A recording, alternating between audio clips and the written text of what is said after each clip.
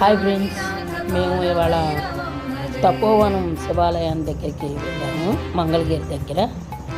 ఇక్కడ అన్ని ఊళ్ళ శివుల్ని పెట్టడం జరిగింది. ఒక్కొక్క శివుణ్ణి చూస్తుంటే ఒక్కొక్క అనుభూతి. శివుడిని చూసే కొద్దీ చూడాలనిపించే శివరూపాలు, అమ్మవారు, శివుడు, అన్ని ఊళ్ళు మనం అంత దూరం వెళ్ళి చూడలేని శివరూపాలన్నీ ఇక్కడ చూడడం జరిగింది.